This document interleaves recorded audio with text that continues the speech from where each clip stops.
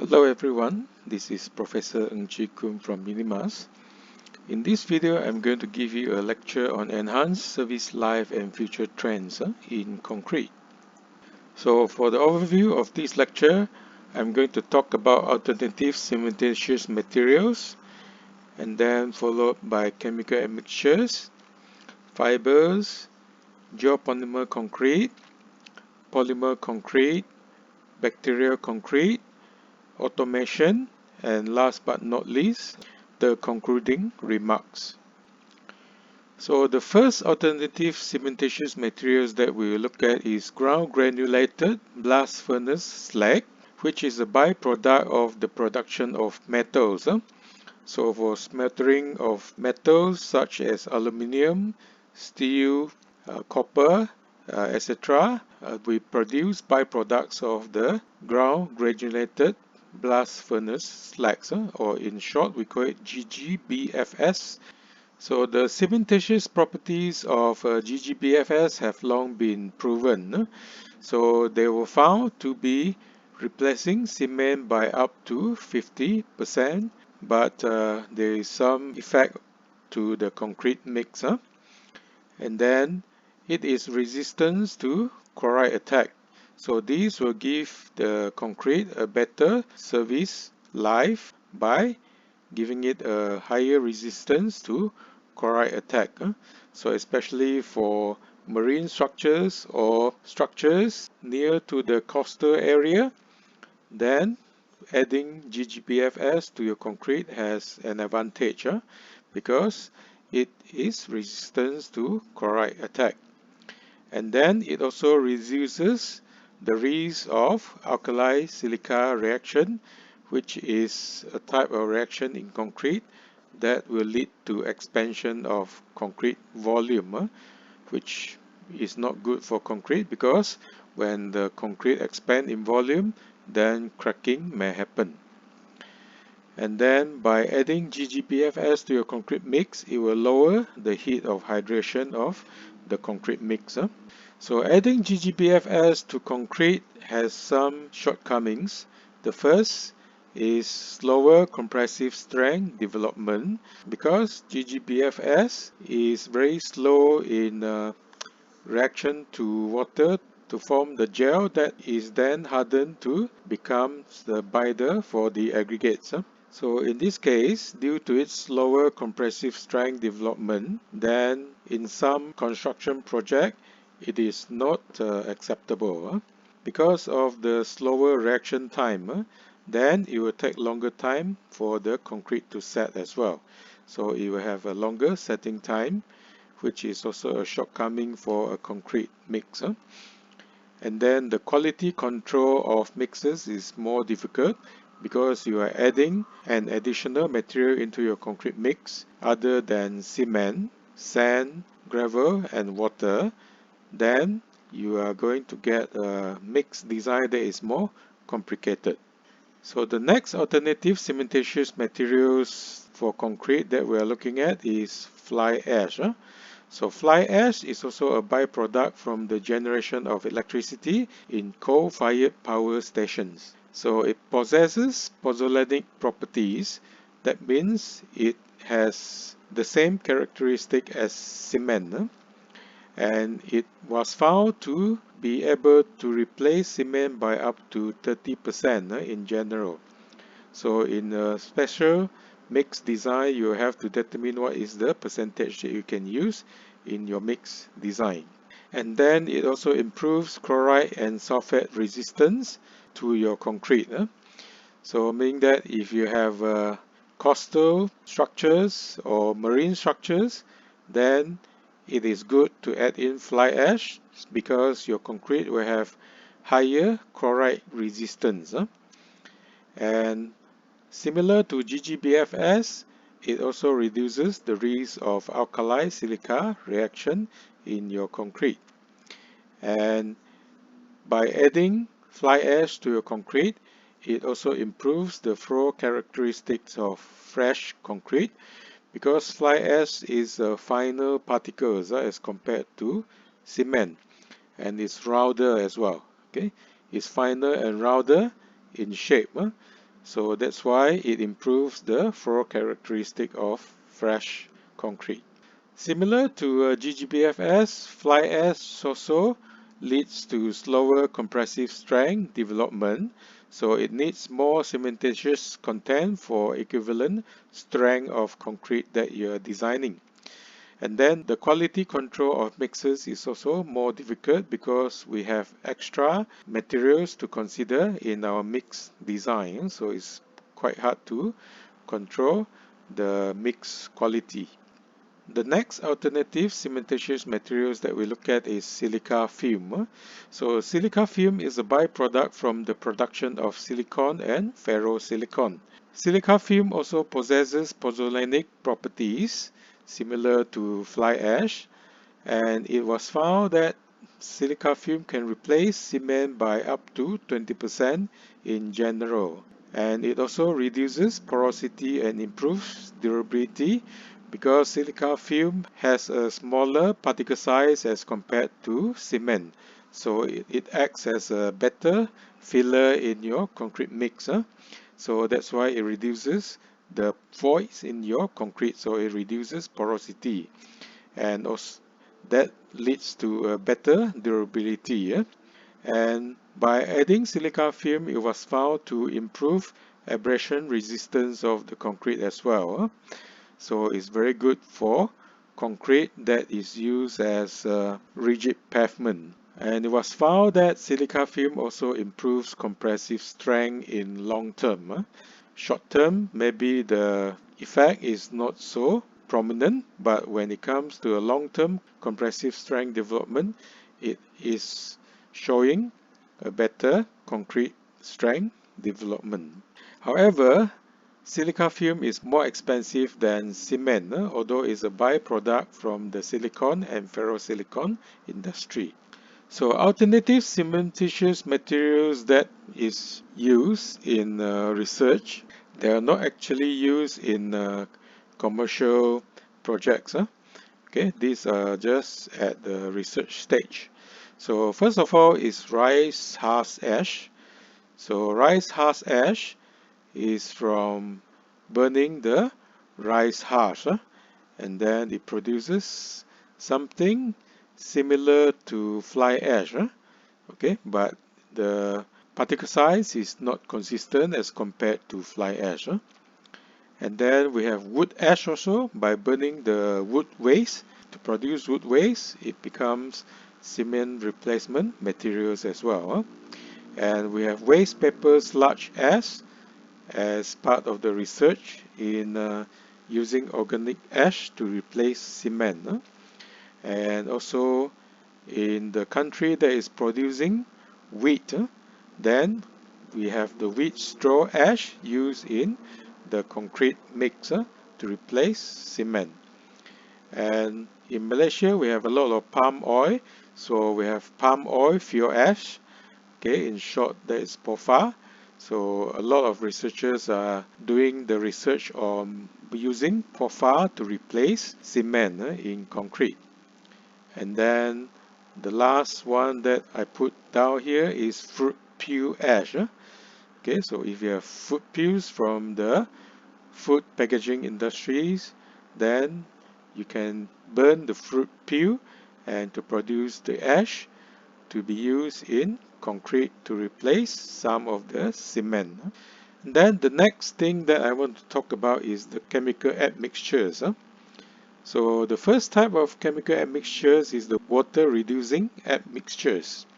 So water reducing admixtures reduces the water requirement for concrete mix. So in this case, it also reduces the cement content needed for the concrete mix. However, by reducing water and also reducing cement content, it doesn't affect the workability, and it doesn't affect the compressive strength development as well. So another type of water reducing admixtures is the high range water reducers or the viscosity modifying agent.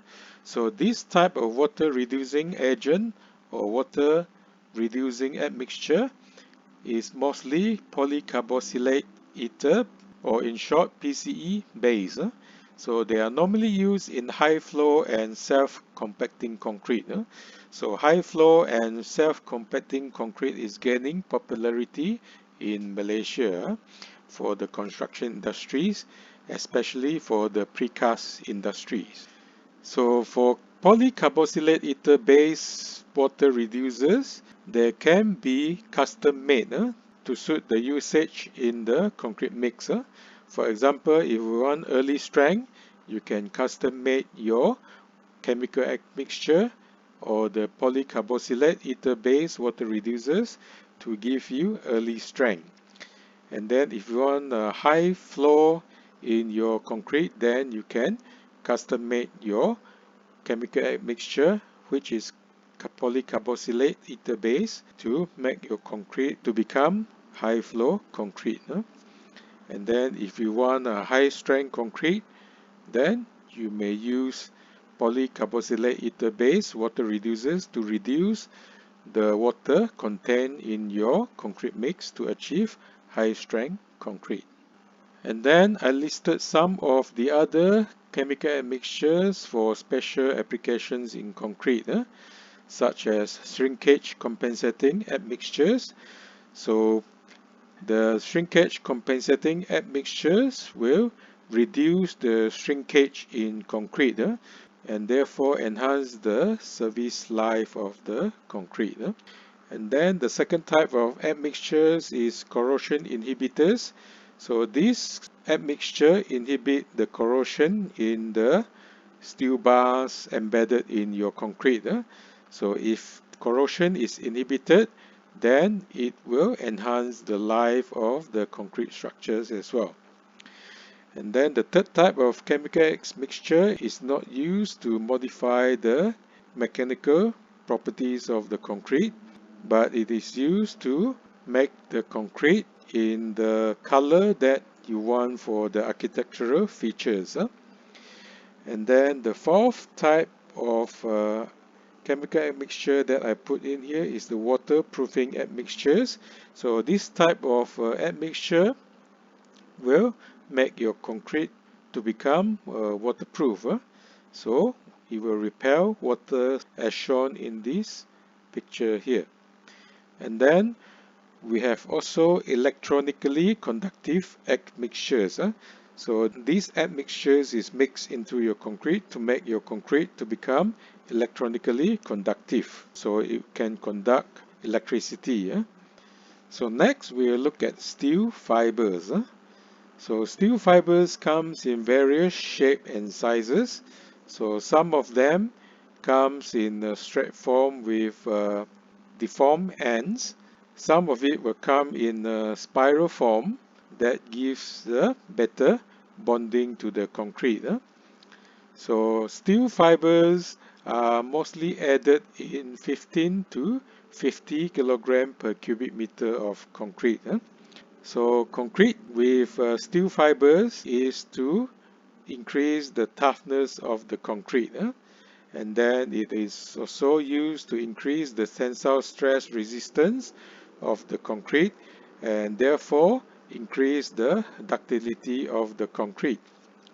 In some applications, steel fibers are used to replace steel reinforcement, especially for construction of slabs. So in slab construction, sometimes you do not need to have normal rebars. So steel fibers is sufficient as steel reinforcement in the slabs. Fibers also comes in the form of non-metallic fibers. So they are made of polymer, glass, carbon, aramid, basalt, etc. Because of the low density of this type of materials, so the addition of this type of non-metallic fibers is in 2 to 7 kilogram per cubic meter of concrete. So this type of fibers is mostly used to control plastic shrinkage cracking in the concrete. So therefore it will enhance the service life of the concrete. And this type of fibers can also increase abrasion resistance and it can also increase impact and spalling resistance of the concrete as well. And then researchers are doing studies on using natural fibers in concrete such as hemp, bamboo, jute, food peels such as coconut and pineapple peels, and etc.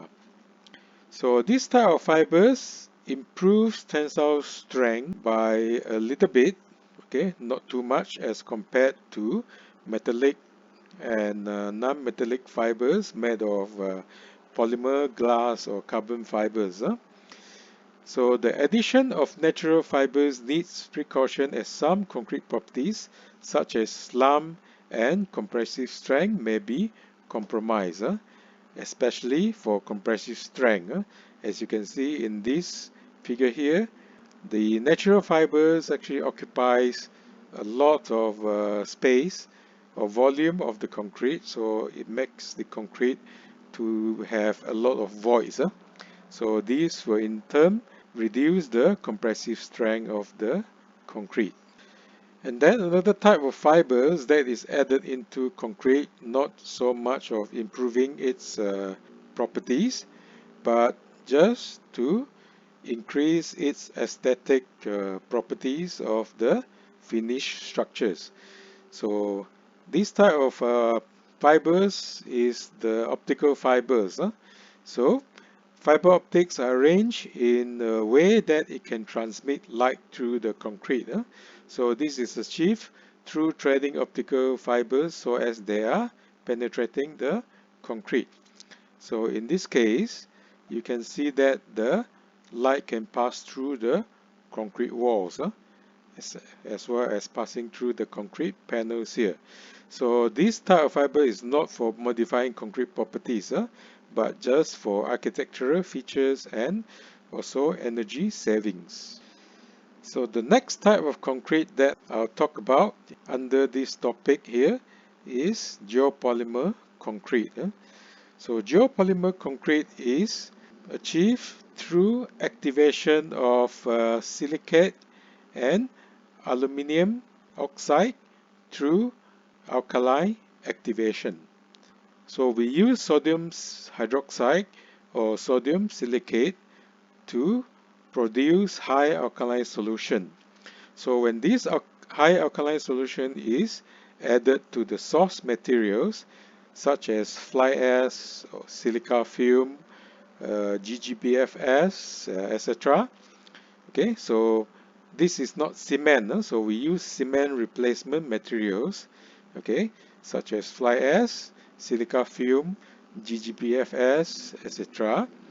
Okay, so we use highly alkaline solution to activate the silicate and aluminum oxide in the source materials, and we add aggregates the same way as we add aggregates to normal concrete mix, and after curing, okay, in oven or ambient temperature, then we'll get geopolymer concrete, in which the outlook is similar to normal concrete.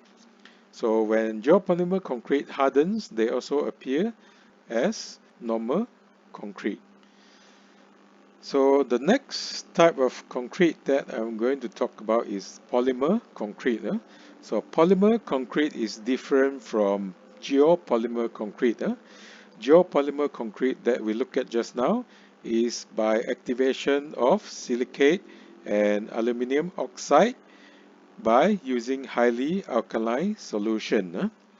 So polymer concrete is a composite material made by fully replacing the cement hydrate binders of conventional cement concrete with polymer binders or liquid racings.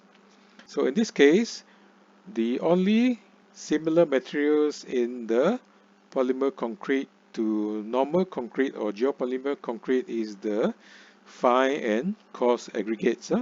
So we still have fine and coarse aggregates in the mix, but the cement and water or the activated silicate and aluminium oxide in the case of geopolymer concrete is replaced by polymer binders or liquid resins. So with geopolymer concrete, we have all the fine and coarse aggregates bounded together by the polymer binders or liquid resins. So this type of concrete improves both compressive and flexural strengths of the concrete. So it has a low shrinkage, good creep and fatigue resistance, and also low water absorption. So in this case, it also enhances the service life of the concrete by using polymer concrete. However, polymer concrete is relatively more expensive than other types of concrete, such as normal concrete and geopolymer concrete. In fact, it's much more expensive than normal concrete because of the unit price of the polymer binders or liquid resins. So the next type of concrete that I want to talk about is bacterial concrete. So this type of concrete is considered as a self-healing concrete. So it's called self-healing concrete because it can heal the crack of the concrete. So this type of concrete is achieved by adding microorganisms into your concrete. So this microorganism can induce calcium carbonate precipitation in the concrete. So this is the microorganism. So because the microorganism has the ability of inducing calcium carbonate precipitation, so when the microorganism is using up the nutrients in the concrete, then it will precipitate the calcium carbonate around it, and it will help to seal up the crack in the concrete. So this diagram here shows a crack through the concrete either due to shrinkage or creep. So when the cracks is happening, then with the presence of the microorganism that is able to precipitate calcium carbonate around the organism, then it will slowly seal out the cracks in the concrete. So this is before and this is after precipitation of calcium carbonate around the microorganism that will seal up the crack in the concrete. So this type of concrete, for strength improvement, it is still inconsistent, in terms of results from various researchers. This is because that the nutrients added for growth of the microorganisms affect the mortar strength or affects the concrete strength. So it is still in the research stage on how to balance the amount of nutrients to be added to the concrete in comparison to the microorganism that you put into the concrete. And then the next thing that I want to talk about is automation. So automation is the in thing nowadays because we are talking about IR 4.0. So automation is part of the IR 4.0 as well. So in concrete mix design, we can make use of computational intelligence, which has been proven in a journal paper that we have published in the Computer-Aided Civil and Infrastructure Engineering, which is ranked number 1 in the civil engineering category. So in this paper, we make use of a fuzzy adaptive resonance theory, which in short we can call it a fuzzy ART-based model for mixed proportion estimation of high performance concrete. So this model here is able to make use of the data for the mixes available and then put the data into matrix form, and then you will be able to cluster all the data into the clusters that you have set the requirement for your concrete properties, and then after that it will produce a recommendation for the mixed proportion that you need for your application. And through this prediction, you see that the predicted strength and the experimental compressive strength is very near to the unity line. So that means that the predicted mixed proportion from this model is reliable. So this model is able to estimate mixed proportions with different constituents. For example, with or without fly ash, with or without silica film, etc. So this model is very powerful, so it can cater for any type of concrete mixes as long as you have the data available, okay, and you can tell the model which type of concrete that you want to mix for your concrete mix. Then by giving it the desired properties of your concrete, this model is able to give you an estimated concrete mix proportion. So this model uses online learning. So meaning that you don't have to train the model such as using other computer intelligence methods such as neural network. So the fuzzy art based model does not need offline training such as neural network methods. So we use online learning, meaning that if you have additional data or new data that you have acquired, you can always put in the new data into your data set, and then the model will do online training and give you the desired results. And this model is also able to identify outliers because concrete mix is very sensitive to the environmental factors such as ambient temperature and humidity. So in this case, if you are doing concrete mix, it will give you different results. Even if you have the same mix and the same way of mixing, you obtain different results. And then sometimes the mix, due to unforeseen circumstances, you come up with a mix that is not performing well. So therefore, this will become an outlier to your data set.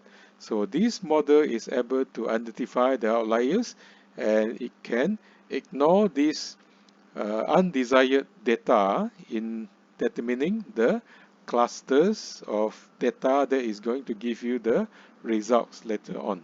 And then the only shortcoming, or not to say shortcoming, but the requirement to use this method reliably, we need sufficient data. So meaning that we must have enough data in our data set to make sure that the model is reliable. So this has become a big data analytics.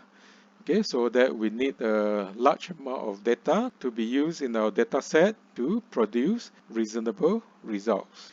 So the next thing about the automation is 3D printing. So 3D printing is a trend nowadays in concrete research. So we have 3D printed bridges. So the first 3D printed bridge is actually the bridge built in Madrid, Spain. So this bridge was built in December 2016. So it's the first 3D printed concrete bridge.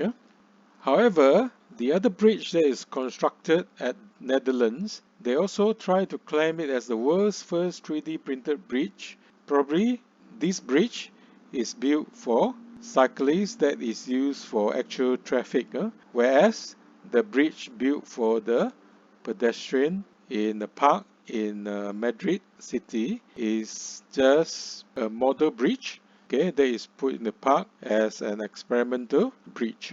Okay, whereas the one that is built in the Netherlands is an actual bridge that is in use for the public.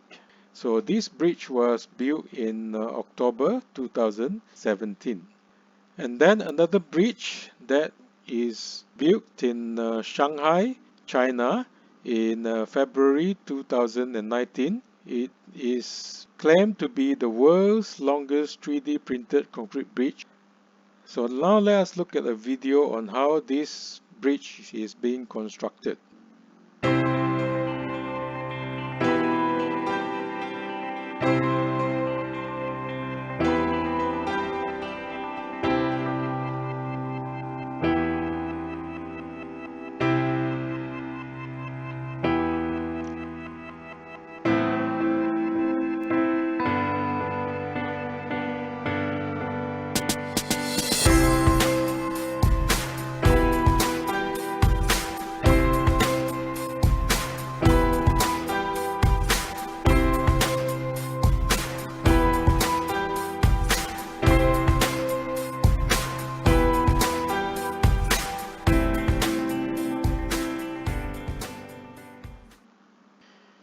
Another usage of 3D printing is to print for buildings. So this house here is actually the world's first 3D printed house, and it is completed just after 45 days okay, for home building. So this house was built in June 2016. So in the US also, the military has also used 3D printing technology to build the barracks on site. So this is the barracks in construction by using 3D printing, and this was built in September 2018. So another building that is built in Dubai in December 2019 is claimed to be the largest 3D printed structure in the world, and it took just about 3 workers and a printer to build it.